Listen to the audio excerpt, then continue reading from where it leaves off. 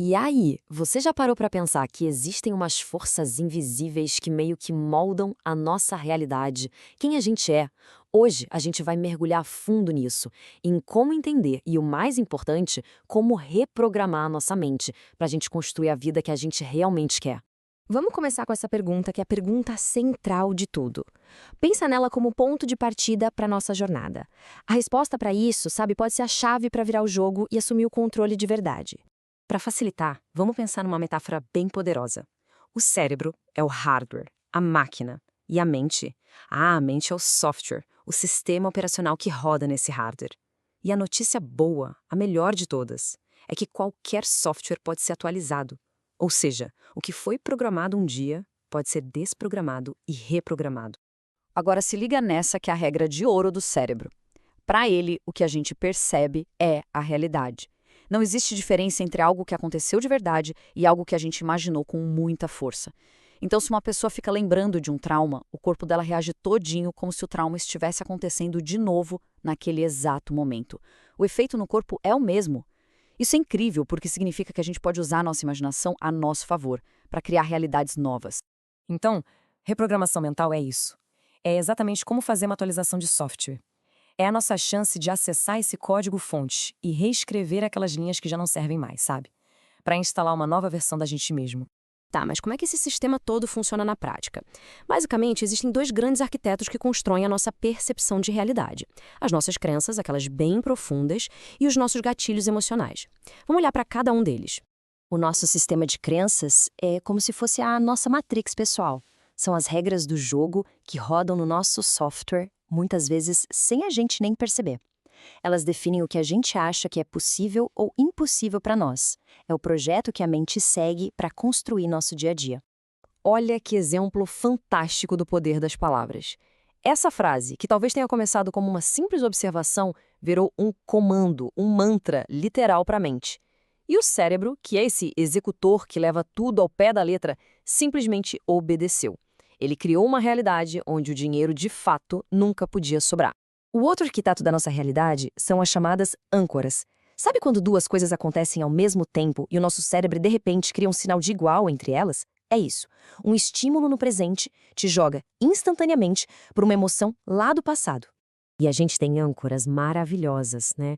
Aquele cheirinho de bolo da avó que te transporta para a infância, a música de um casal, o aroma de café passado na hora. Tudo isso dispara sentimentos de conforto, de amor, de alegria.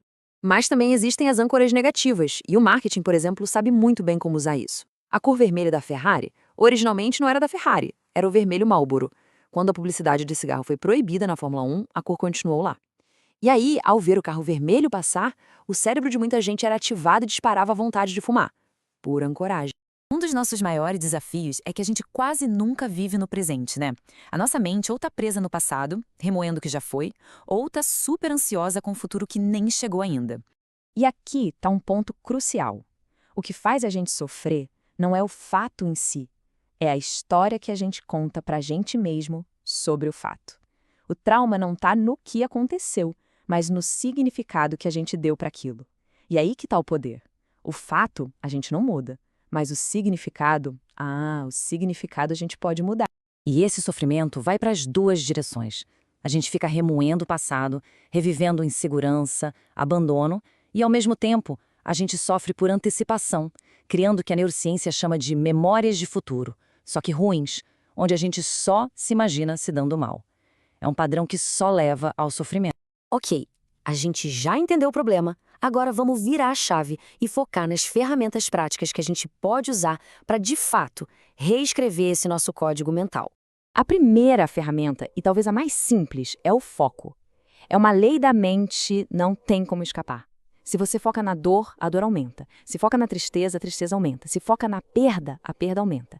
Então, escolher onde colocar o foco é o primeiríssimo passo para mudar a sua realidade. Essa frase é um resumo perfeito da escolha que a gente tem.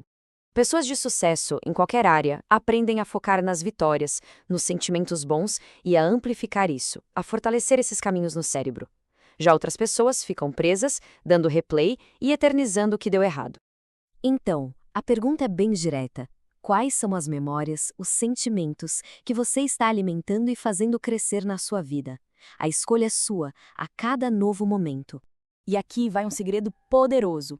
Não adianta só ficar pensando racionalmente nos seus objetivos. Você precisa sentir. Nós não somos seres racionais, nós somos seres emocionais que usam a razão para justificar as coisas. Para reprogramar a mente, tem que falar a língua dela, e a língua dela é a emoção. E lembre-se, as palavras criam a nossa realidade. O cérebro não entende ironia, não entende brincadeira, ele executa os comandos que a gente dá. Frases como "nossa, tô carregando o mundo nas costas" podem, literalmente, aparecer como uma dor nas costas. A gente tem que ter muito cuidado com o código que a gente escreve. E agora, vamos juntar todas as peças do quebra-cabeça. O objetivo de todo esse conhecimento é um só: nos dar o poder de, finalmente, assumir o controle. A ideia principal de toda essa análise é essa. A nossa mente não é uma coisa fixa, ela é super maleável. Ela foi programada pelas nossas experiências, pela cultura e principalmente pelas palavras que a gente repete, como a gente viu naquele exemplo do dinheiro. Ninguém precisa ser refém de âncoras negativas ou de crenças limitantes que foram instaladas sem permissão ao longo da vida, sabe? Porque é totalmente possível se tornar o programador. Escolher quais crenças instalar, quais emoções eternizar, qual foco alimentar. É possível, de forma consciente, escrever o próprio código. E para fechar, a gente termina com essa pergunta. Com essas ferramentas em mãos, sabendo que a sua mente está aí, esperando os seus comandos, qual vai ser a próxima realidade que você vai escolher criar? A decisão, agora, está com você.